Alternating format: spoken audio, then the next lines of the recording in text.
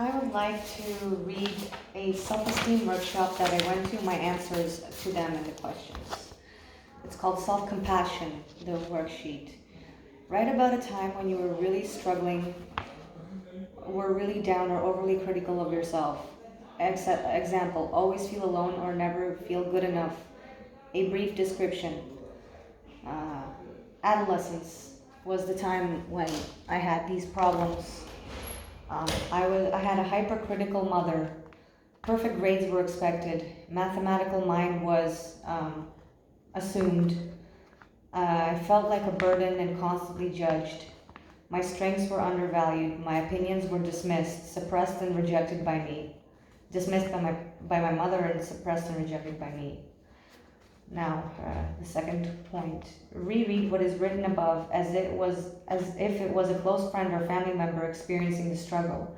Write a letter to this friend regarding the struggle they are going through. What would you tell them? Are they being too hard on themselves?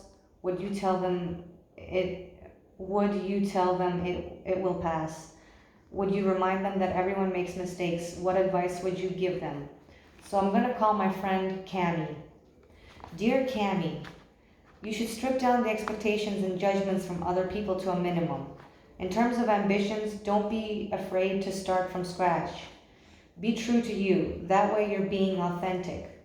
Have healthy boundaries from other people and ask yourself what your personal values are and live by your standards. Don't be ashamed to be yourself. Other people will tell you about their talents and force those standards upon you. This lowers your self-esteem. Do not devalue your strengths and talents. Shine with your own authentic light. Now, I'm going to, third point is, what is my response to these, to this advice? So back to me. Dear Camilla, I've thought about what you said. I realized I've got some work to do. It will take time to sort through this mess. I need to get in touch with my inner child and do what makes me happy.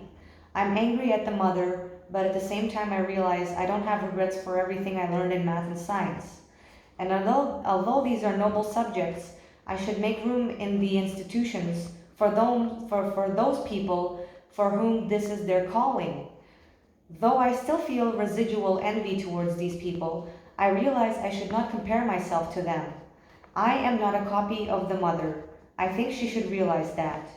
I now see my career in the world more clearly, and I will plan it out and not let anyone convince me that their talents and strengths are more important to me. I don't care about how important their talents and strengths are. I now care what fits me and what I'm best at.